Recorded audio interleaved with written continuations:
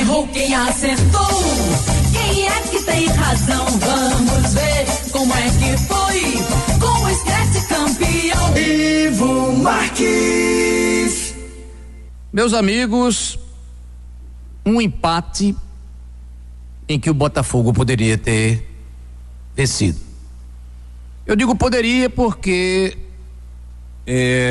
não achando que o empate é um mau resultado fora de casa contra o Ipiranga, mas por tudo que aconteceu no jogo, né? Tivemos um jogo fraco no primeiro tempo, onde as defesas ganharam fácil dos atacantes, né? O time da casa começou tomando as iniciativas, mas o Botafogo, como a gente previa, numa outra situação, né? Hoje, numa outra situação de liderança, de classificação, enfim, jogou de forma normal. Não foi aquele time reativo que ficou lá atrás esperando o tempo todo o Ipiranga e só saindo no contra-ataque. Não. O Ipiranga teve mais a posse de bola no primeiro tempo.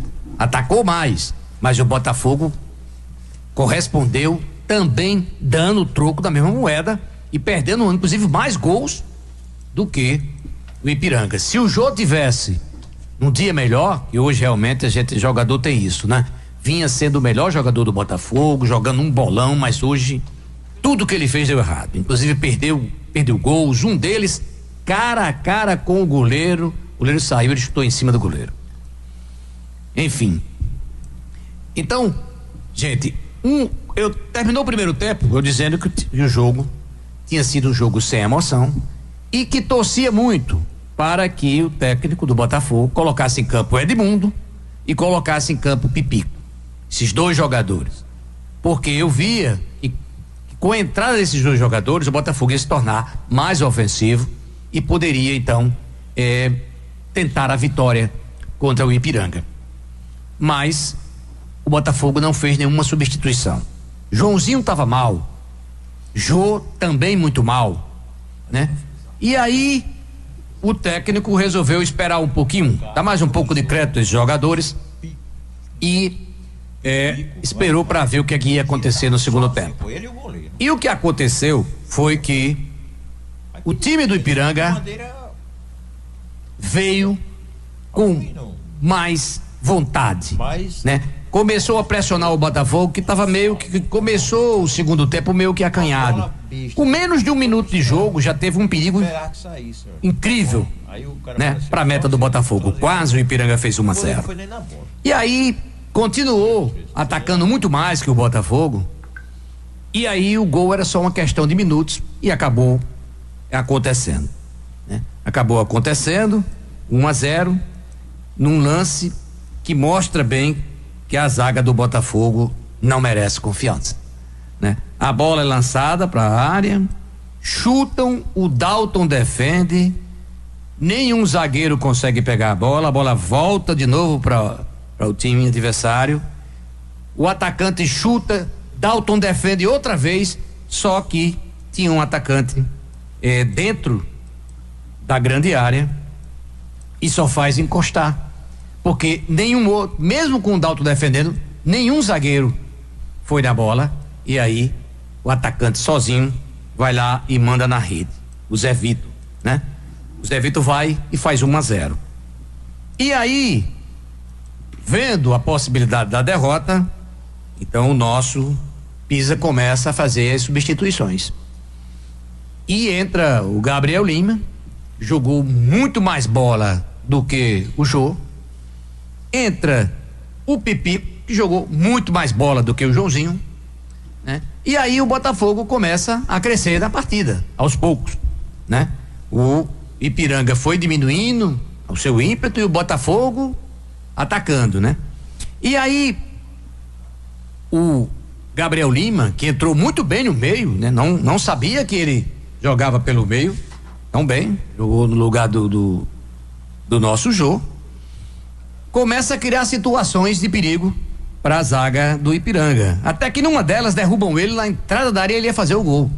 Derrubaram ele na entrada da grande área, falta perigosa E a gente ficou torcendo aqui porque era o Pipico que ia bater, e a gente se lembra bem que o Pipico bate bem, já fez golaços aqui de falta, né? Pelo Botafogo, então se torcia. Só que desta vez o Pipico não bateu tão bem e ela pegou na barreira, subiu, e aí aconteceu o inusitado. Um dos maiores frangos que eu já vi na minha vida. Coisa de pelada. A bola subiu, o goleiro foi abraçar a bola, simplesmente botou pra dentro.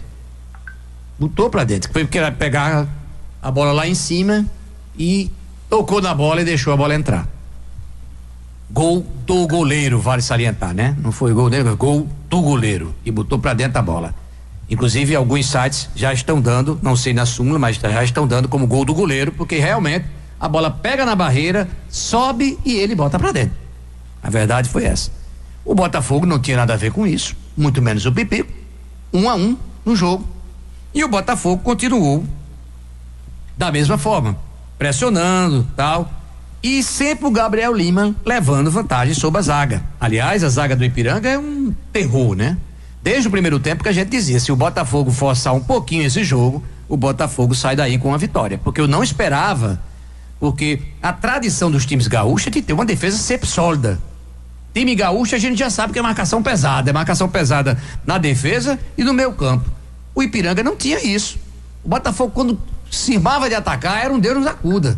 Os caras botavam a bola pra todo canto, sabe? Era coisa incrível, sabe? Chutava pra onde desce, era um negócio assim, bumba meu boi, né? E por ali o Gabriel Lima também tentou entrar umas 2 vezes com muito perigo, até que o Pipico recebe uma bola pelo meio, ele que é um jogador vertical, é um jogador, um atacante nato, disparou com essa bola, passou pela zaga do Ipiranga, chamou os últimos zagueiros que tinham pra cima dele, e aí tocou para o Gabriel Lima, livre, e o Gabriel Lima mostrou a frieza de um matador. Isso me chamou a atenção. Ele deu simplesmente um toquinho devagarinho, só tirando do goleiro, e saiu consciente comemorando, e todo mundo aqui com o coração na mão, porque a bola saiu devagarinho e entrou caprichosamente, virando o jogo pro Botafogo. Parecia, gente, uma vitória consolidada, né? Faltavam pouquíssimos minutos e aí o jogo, esse gol já foi aos 43, né? Então a vitória era certa, era só administrar, prender essa bola e tal, mas não, aí o Botafogo recua e volta de novo a zaga a falhar feio, de novo pelo alto, né? Bate-se um lateral, a bola volta lá se eu não me engano, pro lateral esquerdo, eu não me lembro bem quem tava por ali na jogada, e cruza na área. Aí sobe o número 2 no meio de 3 jogadores do Botafogo. Tem 3 jogadores do Botafogo, ele sobe mais alto do que todo mundo e cabeceia da pequena área para irritação do goleiro Dalto, que nada pôde fazer. Levou um gol e o Dalto pagou geral pra zaga, esculhambando, porque esse gol, gente, foi aos 51 minutos. Quer dizer, mais uma vez o Botafogo leva um gol no final, por desatenção, mais uma vez a zaga leva um gol por cima, quer dizer, o problema continua e tem de ser corrigido até o início da próxima fase. Não dá para continuar falhando dessa forma, porque na segunda etapa, na segunda fase, a história é diferente. Então, esse defeito o Botafogo precisa corrigir. A zaga do Botafogo precisa se posicionar melhor, sobretudo nessas bolas lançadas aéreas, né? Então, esse foi o motivo pelo qual o Botafogo não saiu de campo hoje vencendo esse jogo. Porque novamente a sua zaga entregou o jogo. Agora, no cômputo geral, o Botafogo fez uma boa partida. Jogou fora contra um time que vinham falando aí maravilhas desse time. E eu não vi nada em relação ao Botafogo, eu não vi nada. O Botafogo jogou de igual para igual com ele o tempo todo. E quando pressionou, levou o time deles ao desespero, né? Então, 2-2 acabou de bom tamanho pelos os 2 times fizeram em campo.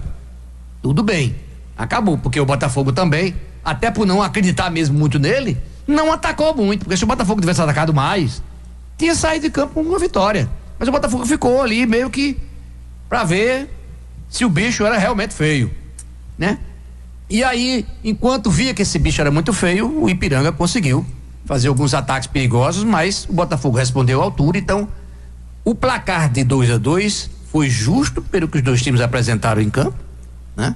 Porém, injusto para um time que conseguiu uma virada no final do jogo e ainda nos acréscimos leva um gol daquele. Então, o torcedor do Botafogo ficou realmente com raiva do que viu, né? Do que viu no final do jogo. Mas o resultado foi bom. O Botafogo se mantém na liderança. Agora é esperar aí um tropeço do Volta Redonda. É um grande time, é mais tímido que o Confiança, mas o jogo é lá na casa do Confiança. Então não é fácil o Volta Redonda chegar lá e vencer. Então vamos aguardar aí o final desse jogo para ver como é que vai ficar a situação. E mesmo que o Volta Redonda ganhe e vai empatar em número de pontos com o Botafogo, vai ficar na liderança porque tem vitórias a mais. O Franco já explicou isso pra gente. Então, mesmo assim, Botafogo se mantém ali, mesmo número de pontos, se for, no caso, e se isso acontecer, do Volta Redonda. E se não acontecer, o Botafogo é líder isolado. E aí o próximo jogo é onde? É em casa, contra um adversário difícil, realmente o Figueirense. Mas o Botafogo já mostrou que nessa Série C tem times de maior investimento. Realmente tem. E até que jogam um futebol mais técnico. Isso é verdade. Não se pode negar. Mas nenhum deles é muito melhor do que o Botafogo. Aliás, eu até diria que nenhum é melhor do que o Botafogo no cômputo geral. Tem mais qualidade, tem jogadores melhores, jogadores mais caros, isso tem.